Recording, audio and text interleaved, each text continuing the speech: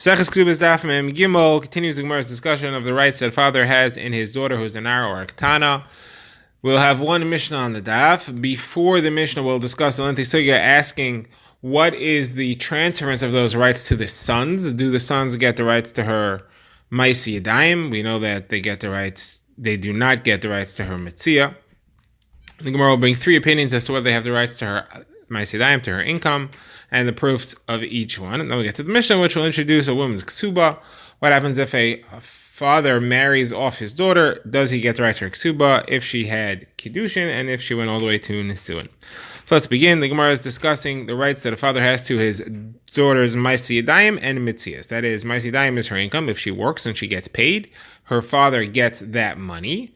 And that is a trade-off of the fact that he has to support her, he has to financially feed her, so therefore she's part of his household. He gives her whatever money she needs to live, and he therefore gets to keep her income.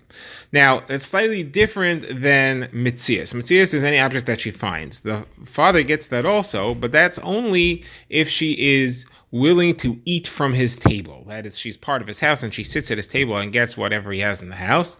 And in exchange for that, because of hatred that would be stemmed between the two of them if he was feeding her but he wasn't keeping what she finds, in exchange for that, he gets to take her found objects.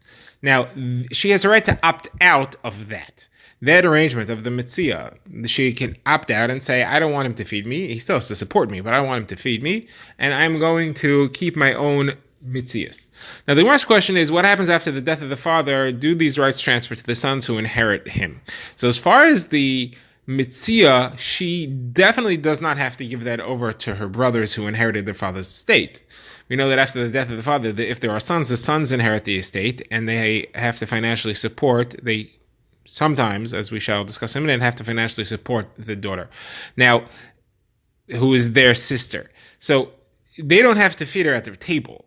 So she therefore gets to keep her own mitzia. That arrangement is not there anymore. The question is, what about her Maisa Yadayim? What about the income that she has? Does that go to her sons or not? And this is not part of the father's estate. This is something which is written into the ksuba that the father gave his wife. The father gave their mother. At the time that he married her, he said that I'm going to support you. I'm going to support your daughter. And when I die, my sons who will inherit my estate will support you as well. The question is that they're also supporting the daughter. Do they get to keep her Maisi Yadayim in exchange for that or not? Now, we know that they have to support her. The reason they have to support her is not their own money. It's the father's estate. The father wrote in the ksuba to his wife, my estate will support you and your daughter. Even after I die, it'll support you and your daughter. So the sons they don't have to support her from their own property, only from the father's property. So the question is, do the sons get to keep her Maisi Yadayim in exchange for that? So the two tzadim are as follows. On the one hand, they are in charge of the estate. They step into the father's shoes and take over the estate. Therefore, they should get all the rights. And just like they, from their father's estate, have to support their sister, they also get the sister's Maisi Yadayim, which went to the father's estate as long as the father was alive. So therefore, they get that as well. Or do we say no? The father supported from his own money. They're not supporting from their own money. They're supporting from the father's money. So they don't get to keep the Maisi Yadayim. The Maisi Yadayim she gets to keep for herself. That's Gemara's question. The Gemara is going to bring three opinions to resolve this. Gemara's first opinion is Rav Sheshes. Gemara actually says that this is a question that was asked by Rav Ina to Rav Sheshes. And Rav Sheshes' response was that we can prove it based on a Mishnah that says that the Almana has to get supported by the Yisomim, and she has to give them her Maisi Yadayim. That is the mother. She does have to give her Maisi Yadayim to the Almana. So, therefore, it seems pretty clear that the Almana should be the same as her daughter. They both get supported from the father's estate. The Almana definitely has to give her Maisi Yadayim, her income, to the estate, to the sons. So the sister should have to do that as well. The Gemara says it's not necessarily true. It could be that the father, when he set up the arrangement, he wanted that the Almana should have to give her Maisi Yadayim to the sons. He did not want his daughter to have to give his Maisi Yadayim to the sons. He wanted his daughter to get more profit. He wanted his daughter to get more money than just financial support. His wife, he wanted to be fiscally sound. He wanted her to be taken care of.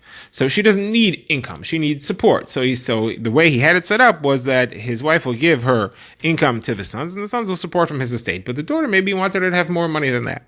So Gemara says, if that's what you're suggesting, that means that you're saying that the father wants the daughter to have more than the mother, because the mother only needs the minimum. She doesn't get to keep her Maaseh Yadayim. She just gets support. But the daughter can get support plus keep her Maaseh Yadayim. Why do you think that that's true? I'll prove to you that it's otherwise, that the husband wants his wife to get more privileges than the daughter. Where do you see that?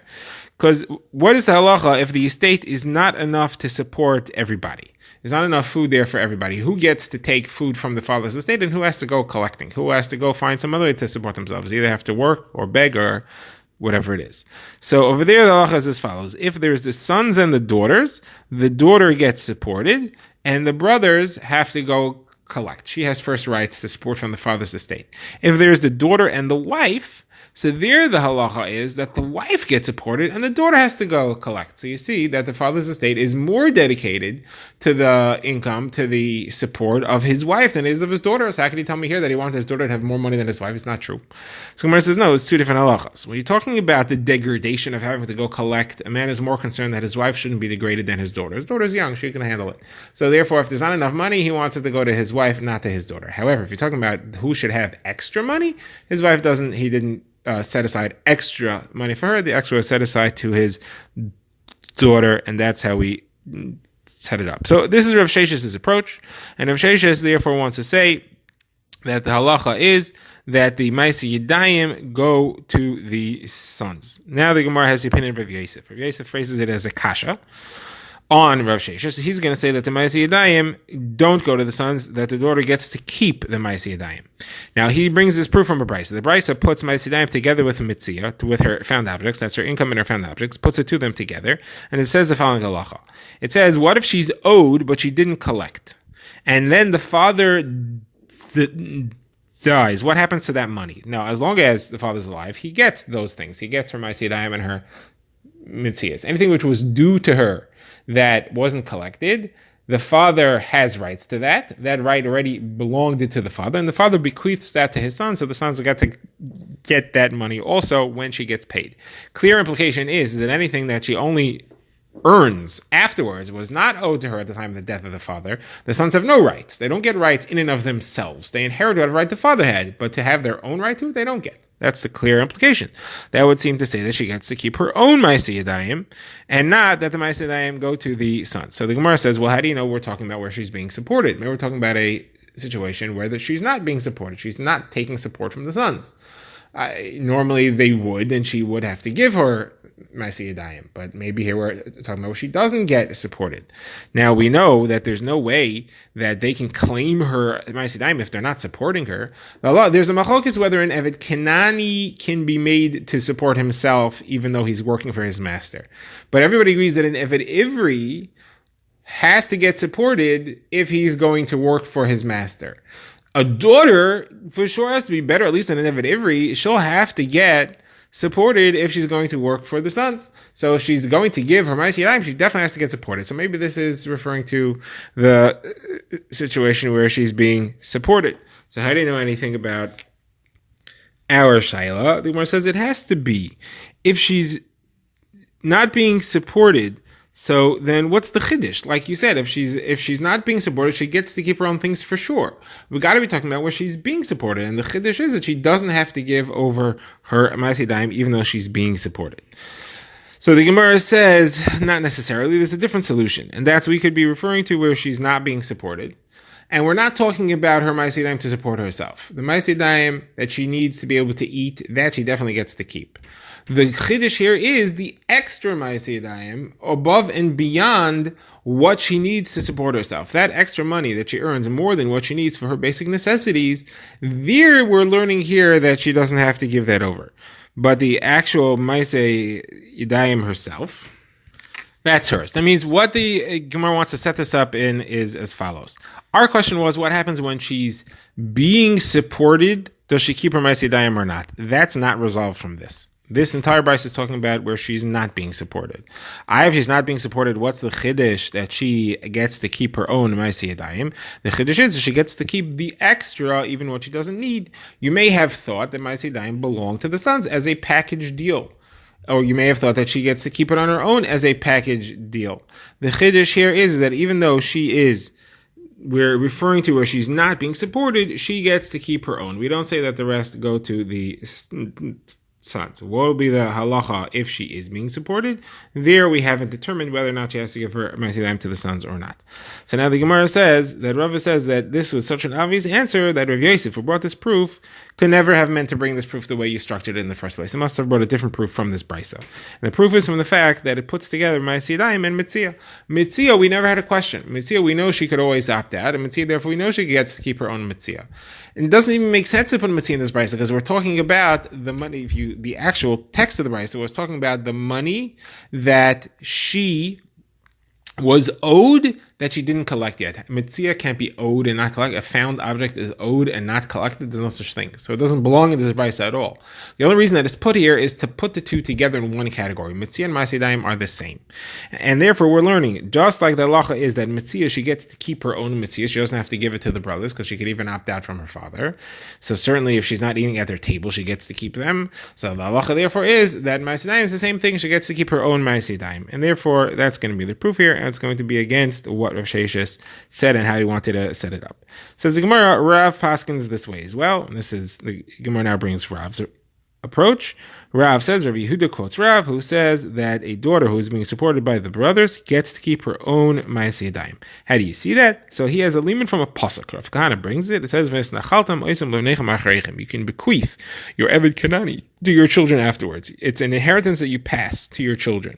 That, there's the word osam, them, is an exclusory word here. It's excluding other things. Only the Eved Kanani is passed to the sons. Something else is not passed to the sons. So what's not passed to the sons? The rights in the daughter. The rights to get the daughter's Ma'aseh Daim, and the rights to get the daughter's kanas and pitoy, and her injury money, all that stuff that went to the father does not get passed to the brothers. The brothers don't get that. Even though they're supporting her, they don't get that. Now, this is what the Gemara quotes in the name of Rav. The Gemara also quotes us in the name of Rav Zera and Rabbi Zera, same person. There's one that's before he got smicha, one is after he got smicha. And the Gemara quotes it in the name of Shekod. The Gemara says refers to Shmuel. Shekod from the word Shkida, that he learned a lot and he knew he was learning very well. He also said this. The Gemara's question is, how could that, we had on the list are chavolos, the injuries. We said that her injury, the father has the right to that, but he doesn't bequeath it to his sons and says, what do you mean? The father does not right to her injuries. Injury money is something that she gets for herself. It's because of what was caused to her. So the Gemara says, no, injury money is referring to her devaluation caused by an injury on the face, that he can't get as much money for marrying her off as before. All right, now the Gemara says, what is the halacha here? We had two approaches. We had Rav Sheshes against Rav. So the Gemara says that Mar Bar Ameimar said to Rav Ashi in the name of the Nahardai, the halacha is like Rav Sheshes, and Rav Ashi said the halacha is like Rav. The halacha indeed is like Rav. We now begin the next Mishnah, which discusses what happens when a father marries off his daughter. As we know, the father has a right to marry off his daughter and take the kesef kedushin until she becomes a boigeres, until she turns 12 and a half. Question is, if that marriage ends prematurely, who gets the ksuba? Ksuba is the money that is promised to a woman by her husband. So since the father had the right to marry her off, the father should have the right to the ksuba. But the question is, when does the father's rights end? Because at some point, she's not considered to be his rishus anymore. She has a husband.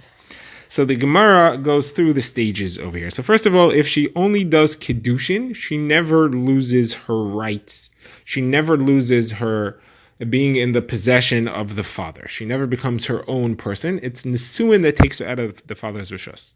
So if she does Kedushin and then she's divorced from Kedushin, and then she does Kedushin again, and now her husband dies while they're at Mikudeshes, she never does Nesuin. So she gets Ksuba from both of these husbands, one because of the divorce and the one because of the death. He gets to keep them because she's in her father's rishus this entire time. She never left his rishus.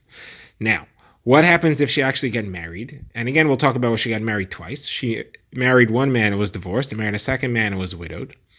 So the second husband is definitely marrying her when she's in her own possession. Once she was married the first time, she left her father's rishus. The marriage took her out of her father's rishus. Therefore, the second husband, the one who died, the ksuba from him definitely goes to her.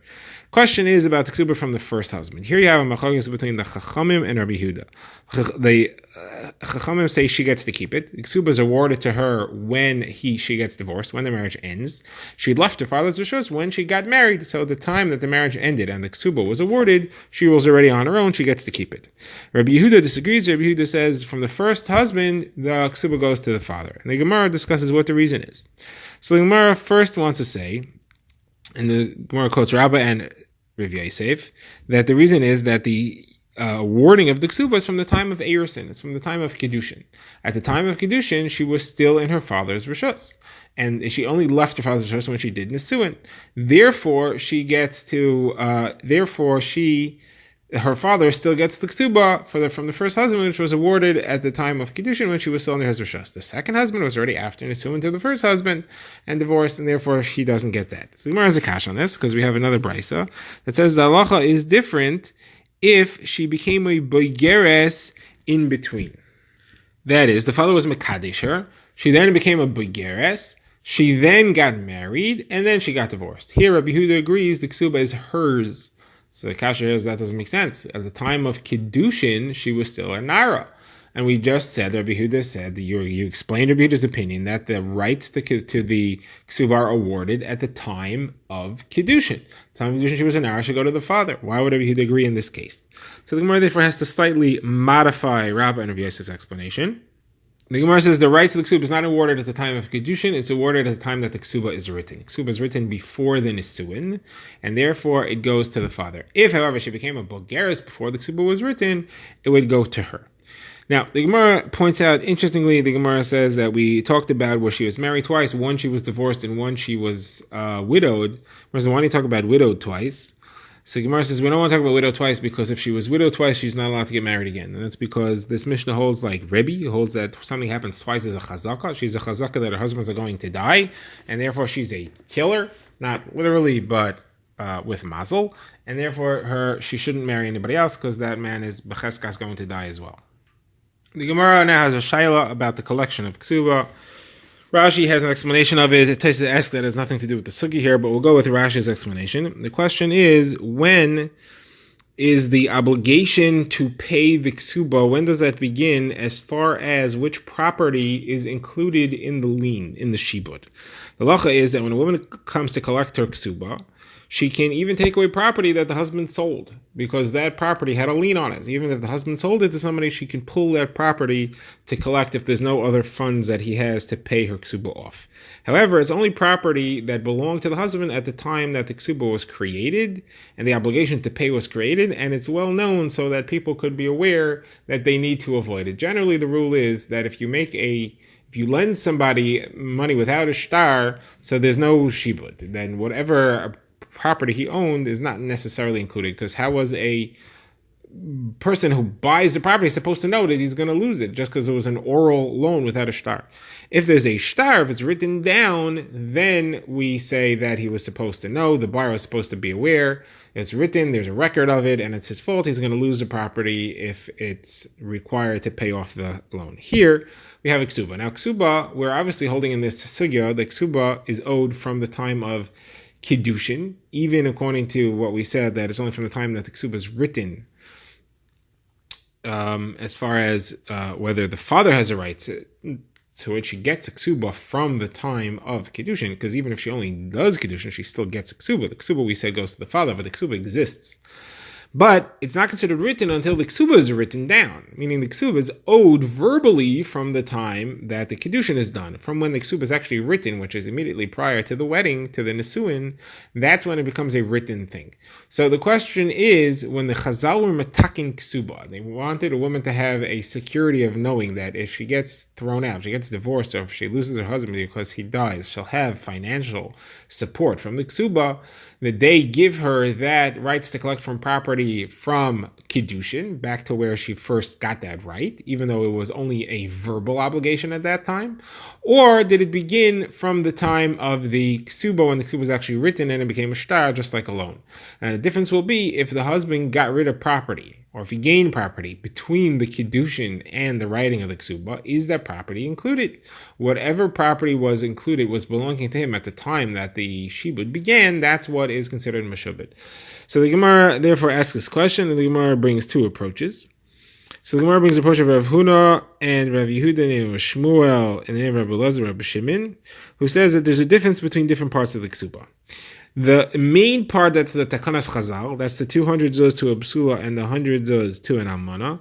That's part of the Takanas Chazal. That goes from the time of Kiddushin. The Chazal, when we're talking that's from the time of Kiddushin. Now, anything extra that the husband added to pay her, which is not obligated by Chazal, which is included in most Ksubas, that is not something that was assumed. That's not something anybody can know. It's not Takanas Chazal. That's only when it was written down. From the time of Kiddushin, that isn't Chal. Now, Rav Asi and the Chachamim, and this is also the Halacha L'Maisa, say there's no difference. They both go from the time of the writing of the Ksuba. And the reason is because the woman's mochel. She forgives her right to rip that away from the Lekuchos. She forgoes her right to exercise the lien to take that away. And she goes with the time that's written on the Ksuba. She places her understanding of when she's going to collect from the time that's on the Ksuba.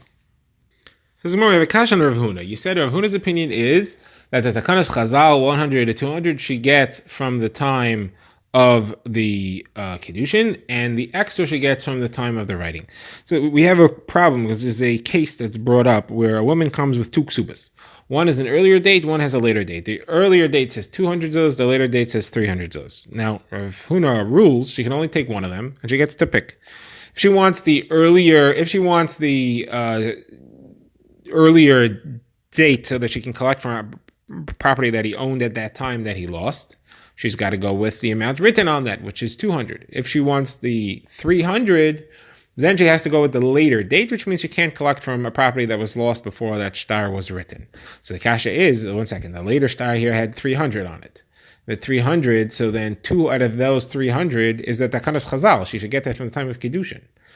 He said that the Takanas Chazal you take from the time of Kiddushin, not from the time that's written. So why is he saying all 300 comes from the time that's written on the later star if that's the one she wants? If she wants the 300, then she should be able to take 2 of that 100, if she's a psula.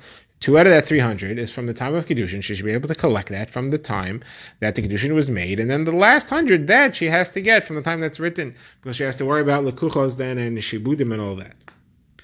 The Gemara answers this is different. This is different because the language of the second shtar of the 300 must have been where he didn't say, I'm adding you extra. And the reason is as follows. Why doesn't she collect all 500? Why does she collect only the 200 or the 300? Why not both? The reason must be because the assumption is that he only wanted her to get one of them. If he wanted her to get all 500, he would have written in the second shtar, I'm adding another 300 to the 200, which you already have. He didn't write that. That's why you're saying he only meant for her to get 300 and not 500. Well, if that's true, then what he was trying to say by writing the second star was forget the first shibud, forget the first star at an earlier date. I don't want that to count. I don't want you to be able to take from those lekuchos. I want you to go with the second one. So, but the fact, therefore, what must have happened here is as follows. He didn't write her that I'm giving, in this 300, he also didn't write, I'm giving you 200 Takanas Chazal and extra 100 of my own. He didn't say that. Instead, he just wrote 300. The significance of that is that he's telling her, the reason I'm giving you the extra 100 is not because I'm giving you extra ksuba above the Takanas Chazal. It's because I want you to be moichel the original shibud. Just like in the original star of 200, he wanted her to be moichel. He also wanted her to be moichel the original shibud that is in place from the time of Kiddushin. That's why he wrote 300. He's saying, take this 300 and be moichel the first star and be moichel the shibud from the time of Kiddushin. All that's gone, and for that you'll get 300. Otherwise, you're not getting 300. Because I'm not giving you extra. I'm buying off the original shibud. And that's why here, in this case, she doesn't have anything from the original shibud. She only has from this time. However, in the case where he just wrote a normal ksuba, and he wrote, I'm giving you 200 Takanas Chazal and 100 extra. So the 200 Takanas Chazal goes back to the original shibud, which is from the time of Kiddushin, and the extra is from now.